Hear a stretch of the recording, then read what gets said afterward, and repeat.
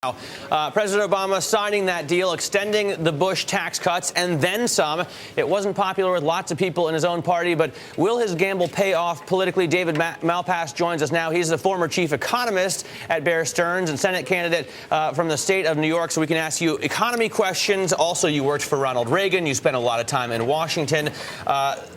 Is it a good deal for the American people? I mean, they've got to compromise at some point, right?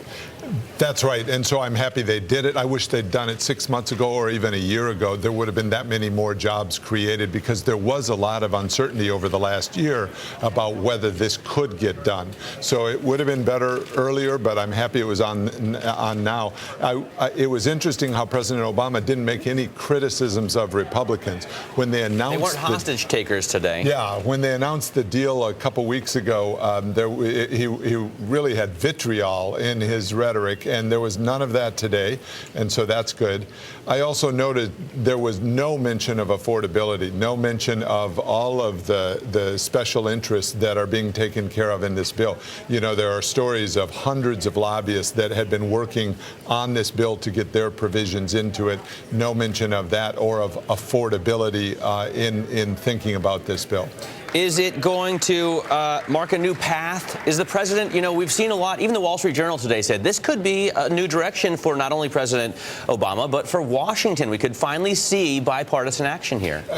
I sure saw it in the president's tone today. It's very good to have them making jokes about arguments, which I think that's a good step. The reality is it's going to be very hard to get that deficit reduction package. There's nothing that's gone on in the last month, either or in the last 2 months, including the election, that brings the two parties closer on what they would envision in a deficit reduction package. And we just saw it yesterday in the continuing resolution, where the Democrats had wanted a 2,000-page bill that was filled with earmarks, and then it got taken down. And so that fight, I think, will go on all through 2011. We are back with David Malpass, former chief economist at Bear Stearns. He was also a Senate candidate from the state of New York and has spent a lot of time in Washington, D.C., starting in the Reagan era and moving forward. Let's talk about yesterday's spending bill. It was shot down, but over $1 trillion, I think $1.2 trillion spending bill.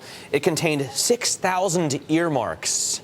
How does that happen with only 100 senators? That's Washington taking care of business. So you've got all those senators and congressmen on the Appropriations Committee that have people back in the home district that need to be taken care of, projects that they want to see done.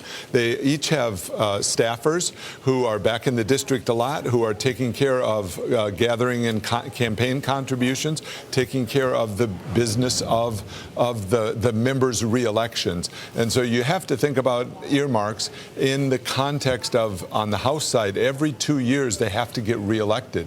That's how you get 6,000 earmarks. So the president just now saying that, look, there are going to be choices eventually that we don't all enjoy. There are going to be things that don't put more money in your paycheck. And he's talking about cutting the deficit here.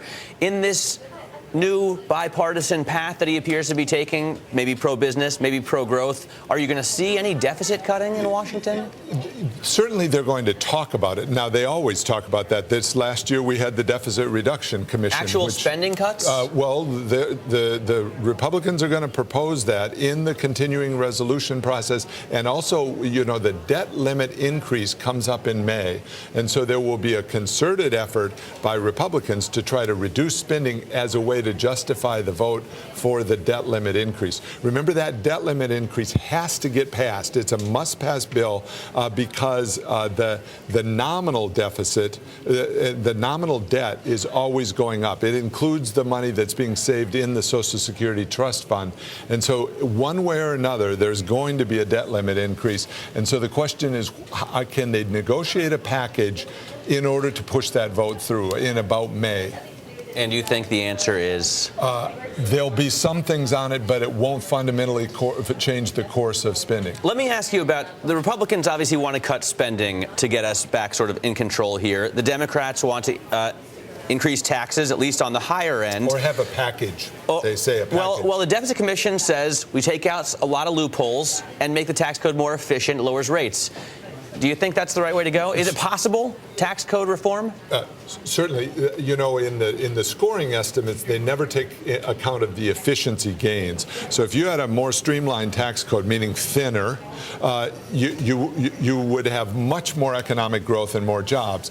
The problem, though, in getting there is they've created a monstrous tax code in the same way those earmarks are in the appropriations bill. Well, it all works for the business of Washington, doesn't it? That's right. So just as I described the process on the Appropriations Committee, the same goes on Ways and Means Committee. In fact, I worked on the 1986 tax cut, and there were famous books written about it, Gucci Gulch, where the lobbyists are paid a tremendous amount of money to get these provisions in. So now, as you want to do streamlining, you got to get those provisions out. So I don't think there's going to be fundamental tax reform.